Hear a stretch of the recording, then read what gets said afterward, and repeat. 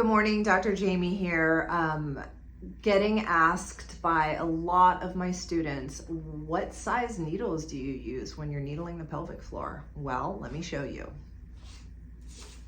How about really, really long, thick needles? This is a 0.75 and it's a 0.30 by 75 millimeter.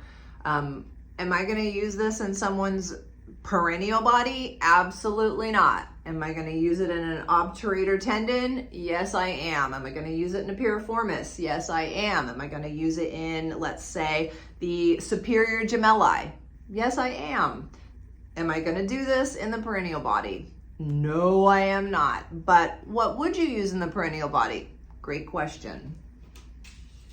I'm going to use a 1-inch. That's maybe anywhere from 0.18 to 0.18 times 25 millimeter to a 0.25 by 25 millimeter. You don't need to go deep there in the perineum, right? Don't need to go deep in the perineum. You don't need to go deep in the transverse perineum.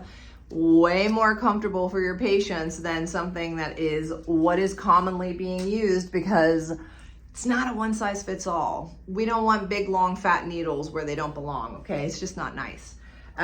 Also too, it depends on what results you're trying to achieve. This is really, really important.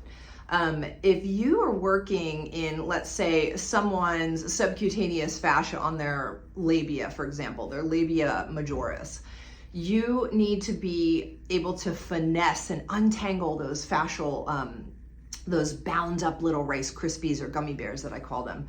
You want to be able to gently and efficiently unwind the fascia. Your patient will feel it. It's incredible. For those of you who maybe don't practice Chinese medicine and acupuncture, who are coming to this video right now, and you are, practicing like chiropractic or dry needling, PT, whatever. Well, in the acupuncture world, we call it the De Qi. So your patient will feel it. It's pretty profound.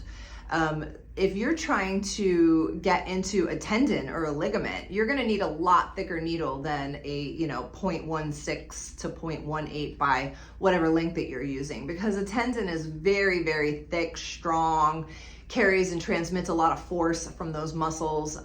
So you're going to want to use a thicker needle. And also too, you're not going to want to hammer at the tendon. You just want to go in and out, piston, done. You're done, move on. What happens if you're needling, let's say, into mucosal tissue, like you have to get into the vestibule? Well, you're gonna be real nice about that, because that is super, super sensitive area. That is something that we learn in the advanced pelvic floor training, but you're gonna wanna use an extremely thin needle there, and you're gonna wanna always ask your patient how they're doing. If it's super uncomfortable, if it's not tolerable, then that's a whole other story. But same goes for our people who have pelvises, who have penises. You can needle into the penis. Yes, you can. Bulbospongiosis, ischiocavernosus, not a problem at all. But what size needle are you going to use? Are you going to use this big, long, fat, thick needle? Or are you going to be nice about it and use something a little bit thinner with a little bit more control so you don't go too deep? Which one? You're going to use this one. Anyway, technique. It's all about palpation and technique. Literally, if you're not palpating your patients, if you're not practicing the correct technique for the correct tissue that you're in, you are missing the forest through the trees. So just a teaching moment here. Hope you're having a great day, and I'll see you soon.